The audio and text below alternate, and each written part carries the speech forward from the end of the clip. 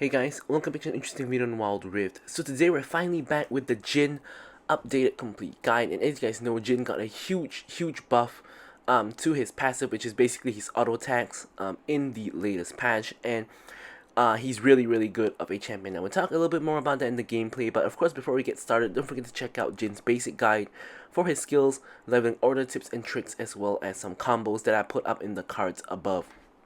But without further ado, let's jump straight into the items, runes, and spells. So first up, we're going to take a look at items, and this is actually pretty similar to the previous patch one. Now there is an alternative build, which is this one.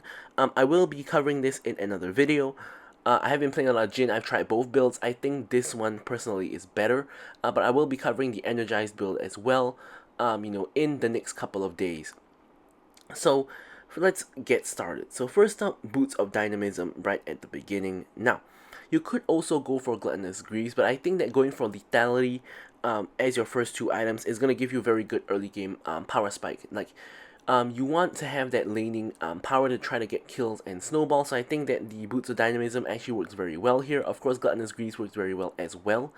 And then we go into Collector. Now, generally, I'm not too big of a fan of Collector, as you guys know, but in this case, Collector is really kind of good in this build, because otherwise you would go Bloodthirster here, which is a big spike, but getting the 10 armor penetration is pretty huge here. So, you get the armor penetration, crit, as well as AD. Of course, starting to build your crit items.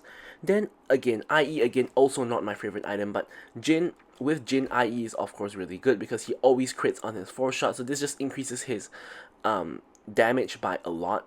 And of course it does missing health damage as well, so we go for IE as a second item, 60 AD now, increased crit damage. And then of course we have the Magnetic Blaster here. Magnetic Blaster of course is going to increase the range of your auto attack, and with the help of your other items, it's going to hurt a lot, especially if it is the 4th shot. So of course his attack speed scaling also increased quite a bit, so this is also going to give him a lot more attack damage. And then of course we have more reminder for the armor pen as well as the grievous wounds, no surprise there. Now last item is normally going to be a defensive option, so I have Maw here. Of course you could go for other things like GA, as well as Steric's Gauge. Now, if you reach to this point in the game, you want to sell these two items. So you want to sell your Lethality boots, and you want to probably buy defensive boots or Gluttonous Greaves, and then you want to sell Collector and get Bloodthirster, because really the Lethality items are really only good in the early game, and it's to help you snowball and get damage in the early game, but in the late game it's generally not very useful anymore, because most champions already have a lot of armor. Even like ADCs who don't build armor have a lot of base armor, so Lethality becomes a lot less useful, and this is where you want to of course sell these items and get better ones. So Fleet is pretty much always going to be the way to go. There are two other runes that people like to go for, which is Arcane Comet and First Strike. I think you're trolling if you go for those. Fleet Forward gives you so much laning power and just so much sustain, because you don't really have sustain in this kit. First Strike is like alright, but just Fleet is so much better, and I think Arcane Comet kind of troll. Like why would you take Arcane Comet on an ADC? But anyways, here I actually take Gathering Storm. Now Gathering Storm generally sucks for AD champions, but for Jhin, because he attacks so slowly, he can't really proc Brule very well. I took actually Triumph in this match, but I realized that you barely heal anything from Triumph unless you have a lot of those low HP fights. So it's a very variable kind of rune. So the most consistent option becomes your Gathering Storm, which is kind of weird. And then we have Giant Slayer here, of course, still probably the most amazing rune in this slot. And then for this last step, I have Bloodline, because we don't have a lot of healing, pretty much aside from Fleet Footwork, so I like to have healing here, but most people actually like to take Alacrity. Now, Alacrity, of course, won't give you attack speed, but it will convert into attack damage, so overall, it just gives you more attack damage, which is, of course, pretty huge. And then here we have the Bone Plating, just for extra defensive capabilities. Now, here, the Bone Plating ties into the spell. So the spells for Jhin, I like to take Flash and Ghost majority of the time, because I think Ghost is very useful for kiting in and out of fights. So for Jhin, with Jhin, movement speed is very important. However, you can also of course take Exhaust. And if you take Exhaust, you actually want to take Nimbus Cloak instead, like this. So I did actually also cover this in my previous updated complete guide for the a couple of patches ago on Jhin, but if you take Ghost, you do want to get Nimbus Cloak, just for that extra movement speed. But if you of course take Ghost, you don't need Nimbus Cloak anymore. That's a little bit overkill. You can go for Bone Plating. But with all that out of the way, let's jump into the gameplay itself. Okay, so now moving on to the gameplay. Of course, as usual, don't forget to like, comment, and subscribe. Any questions, queries, or remarks, feel free to leave them in the comments below. Okay, so I played a couple of games of Jhin already. This is one of my first few, actually, and of course we did very well, which is obviously why this video is even here. But basically, from what I've seen so far from Jhin, I do believe he's now one of the best ADCs. I still think Varus is the best, but I think Jhin is now maybe kind of close behind. He might be the second best or in the top 5 at the minimum, but I do think Jhin is very strong. Of course, Jhin has a lot of utility with his traps for vision and slows. Of course, that long range route to find picks, which we will see later, of course. That long range ulti which just got buffed to help his team from afar, as well as also, of course, to get kills, of course. And of course, you just have a lot of damage now on your auto attacks, and that's the really main factor that made Jhin really strong. Like his auto attack damage is insane. So here you can see we have a Maokai support, and we're against a Varus ADC and a Yasuo. I'm not gonna say Yasuo support because he doesn't even have support item. Clearly there's been some kind of argument on the enemy team where the Yasuo, maybe he wanted mid or top or something, and basically people refused, so now he is playing Yasuo support without support item, and he gives us first blood. Heart goes out to the Varus here because obviously this happens from time to time, and basically he's just playing an ADC. He's getting trolled by his support, and there's not a lot he can do. And of course, now with the new Jhin damage and having an engaged support like Maokai to help go in for me, and we can easily just engage on the Yasuo. If he doesn't have wind wall, he's pretty much dead. So yeah, things not looking too good for the enemy team. We get the Hextech toolkit, which gives you the turret, which helps to take down the tower. So we get a plate there as well. So really good start to the game for us. However, the minions are kind of stuck outside the enemy tower, so we get a ward in the jungle, as well as putting down our traps to ensure we stay safe from ganks. Yasuo eats a couple of Maokai saplings, and wind wall goes up. So now that we know the wind wall cooldown is not here anymore, we know that we are going to be able to go in on them if they overextend or if we find an opportunity. Here, Yasuo actually uses the sapling to cancel the back of the Varus, who had no mana. So Yasuo literally sabotaged his Varus. Now Varus is forced to stay in lane because if not, he's going to lose a lot of minions. And now we are basically zoning him away because he has no mana. He can't do anything. He can't use mana to secure the minions. Probably typing to the Yasuo right there. He stood still for a second. And yeah, you see his one arrow, he has no mana. He gets rooted, and Pantheon goes in to engage. And I honestly thought that I needed to flash to secure the kill there, but actually Pantheon already had it, so kind of waste of my flash there. Yeah, so here we hit level 5, and the wave is crashing in. So it's a pretty huge wave, so I'm thinking we can maybe get a plate over here. Yasuo is only level 3, however Lilia shows up. Unfortunately, she misses her E, and Yasuo also puts up the wind wall, so we can't really get a plate. However, what we can do is to clear up this wave, like so. Jhin has amazing wave clear, another one of the big strengths of Jhin. We pretty much got all of the wave there except the last hit on the last minion, but we get basically the entire wave there, and now we have so much gold on our back that actually I complete the collector first item instead of going for boots. Now, in the very rare instance that you can complete a full item instead of completing boots, I would go for the full item first, which is what I did here, because obviously an item power spike is gonna be bigger than a boots power spike plus some item components. So this is a very unique case that happens like very rarely. I would even say like 1 in 50 matches kind of deal where you have enough gold to really get the first item, because you should be backing and resetting to get components or get boots when you have the gold for it. But it's just that we stayed in lane so long and got so much gold from the kills that or kill and assist that we actually didn't need to. Now here Maokai comes in with the ulti, because we know Yasuo does not have the wind wall. Here I root Varus from long range. She gets completely CC. He literally gives up here. Yes, he would die regardless, but he might have forced me to flash under tower if he kept running, because I attack really slow because I'm Jhin. But yeah, really nice play by Maokai, knowing that Yasuo's wind wall is down. Goes in with the ulti, and I'm able to root chain CC with my root to allow Maokai to catch up to then do the WQ on him, and Varus just gets chain CC for days and literally gives up on life. And now we have Lilia again coming just basically to take the minions. Yasuo still only has tier 1 boots and nothing else is in his inventory, so he's not having a good day either.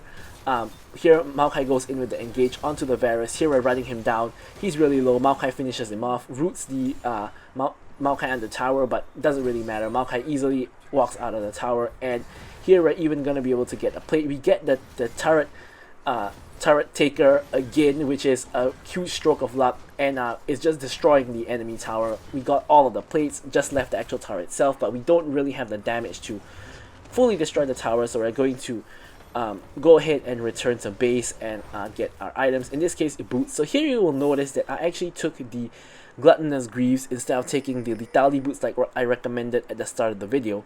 And the main reason for this is, as I said, Jhin has no sustain in his build, and the main reason why I like to go for Lethality boots is for that early game Lethality power spike, but we already got the full item from Collector, and we already have that Lethality power spike. Now yes, we could go for more Lethality, but in this case, I think that if you've already gone for Collector first item and don't have boots, I just think going for Gluttonous Greaves is just better at this point. Now here, we have a very ambitious ult from Maokai. Yasuo windwalls it, so nothing really happens. Maokai engages onto the Lilia, and we are basically a 2v4 at the moment, and yeah, this is not the fight we want to be in. Thankfully, I have both my summoner spells, but I have to flash and ghost to get out, which is not very ideal. We really shouldn't be picking that fight anyway, because our Pantheon is dead, and our mid and top laner are, coming out of base. So there really is no point going to contest their 2v however many people there are there, because there's no real way we're getting it. I mean, I guess there is if I force shot the dragon when it's low and I actually secure it with the force shot, but that is highly unlikely. And yeah, so here I'm actually being a bit cautious, because if Yasuo is still in that bush, he can actually dash onto the minions and then dash onto me, which is why I'm actually leaning towards the left side. But it seems that he has actually completed his back, so I'm safe to just farm under tower here. Their tower is still really low, and of course we are very interested in getting that, but since Varus is backing, I'm just going to back as well, grab a couple of long swords, and maybe rotate, but I don't think I'm needed. So I see Yasuo pushing in the tower, and I don't want to give Yasuo gold for free from the tower, so I'm actually going to head over here to stop him from getting any gold. However, this means that Varus is at the fight, whereas I am not, so my team might not win the fight, but looks like Darius does get ulted by Urgot, and Varus is really low, gets killed by Pantheon. Lilia now trapped in between a rock and a hard place. She goes down as well. Now Yasuo is actually making the rotation up there, and he is doing a decent amount of damage to Maokai, but Maokai makes it to the safety of the tower. Speaking of tower, I'm gonna try to grab this first tower of the game. There we go, we actually grab it, giving gold to ourselves and our entire team. And of course, we're getting super duper fed. So if you take a look at our goal, we're at 6.7k. The next highest goal is at 5.7k, which is our Pantheon and their Lilia. So I have a really decent 1k goal lead over anyone else in the game right now. And of course, we are just rotating over, picking up this Skull Crab, and trying to, continue snowballing our lead. Of course, Jhin is a very immobile ADC who does a lot of damage, but is very easy to catch out. So we do always want to be careful. Like here, if Akali jumps on us, she might be able to one-shot us. If Lilia puts us to sleep, we definitely die. If Darius hooks us in and slows us down, we probably die as well. If Varus or Yasuo hit the tornado slash the ulti and there are people around, we probably also die. So, we want to be very, very cautious here. So here Maokai gets an engage in, pops the gargoyles to survive, and here I'm just DPSing from the back line. Yasuo goes down, Lilia gets engaged on, Maokai tanks the tower and dies. I get the force shot onto the Varus, miss the root unfortunately. Pantheon is now in. I'm popping the ulti to try to hit them. Unfortunately, they exit the range of the ulti, I believe, so I'm not quite able to hit anybody here. So the gorilla turret is going to be able to take down this tower, and I'm going to leave to let it go for the next tower as Lilia is there to defend. And yeah, Lilia is catching up, as you guys can see, based on her goal. So she's kind of the main issue at the moment. Varus is kind of really far behind, so is Yasuo, of course. Darius and Akali are also doing pretty decent, so this is definitely not like a one game, but we are definitely in the driver's seat. And so long as we can avoid getting caught, and or at least if we get caught, we want to be able to kill a couple of people beforehand, then it's probably going to be fine.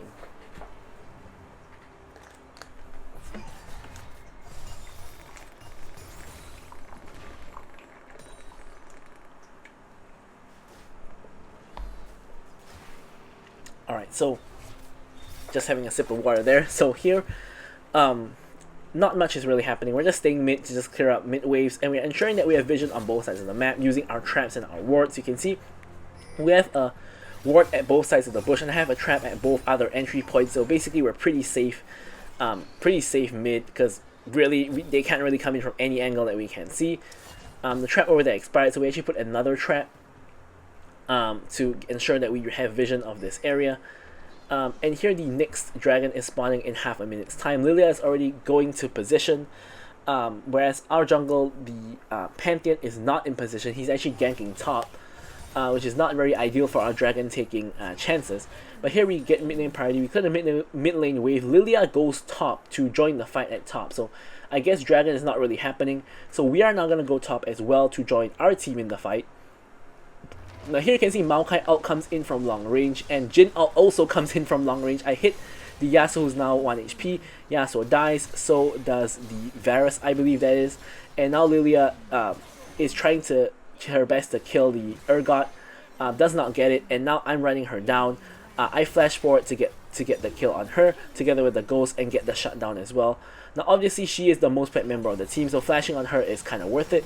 Here Akali gets chain CC'd by me, and Maokai is left at 1 HP. I stand in the middle of the Shroud because regardless of what she does, unless she ults and flashes away, or E's and ults away, she's not gonna escape. So as long as we have vision on her, that last shot will kill her 100% of the time, which is basically what happened there. She hit her E on me, but I just got the shot off on her before she could ult or do anything else. So we get the kill on her. Now dragon is up, as we know. Lilia is still dead. Pantheon is now in the area, so it's easy secure for Pantheon. Varus gets caught. I believe I don't even get the assist here because Maokai pushes Varus out of my route, which is kind of a problem when you play with Maokai, which is that when you're aiming these kind of abilities, Maokai can sometimes push them out of it, which is not very ideal at all, of course, but it does happen. Unless Maokai is pushing them in the direct direction that you are actually shooting a root in. So here we are going to reset. We have 10k gold now. Get the Magnetic Blaster completion, but you can see that Lilia again is still 1k gold behind us, and she is maintaining her farm up as well. So she's really the main concern we have right now. She's also at 10k gold now, so we really need to be able to get rid of her effectively, and so far she hasn't really been able to deal any meaningful damage to us. So with the rapid fire cannon, that's only going to be harder because I do have a lot of front line that she has to get through unless she gets a flank. Speaking of Lilia, she's now running for the hills as Maokai ult is running straight down. Darius gets caught by the Maokai ult into my route, into the Maokai push, and Darius gets run down. Now Lilia over here, I'm trying to catch her out. She tries to sleep me, but my entire team is here, so she can't really come and respond or follow up, I should say, on that sleep. So my whole team is here. We're just pushing together.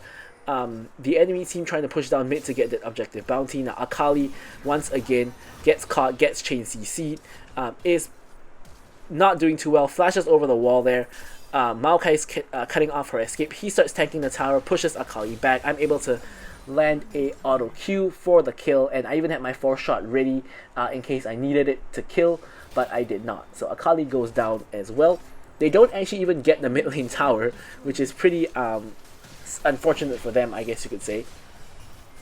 And now we are going to grab the Baron here.